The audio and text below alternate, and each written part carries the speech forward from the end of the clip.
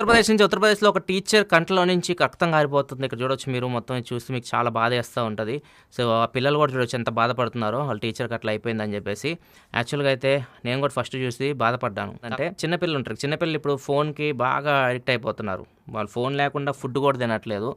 Even బాత్రూమ్‌లో కూడా ఫోన్‌లు తీసుకుపోతున్నారు చిన్న పిల్లలు. ఆడుకుంటున్నారు.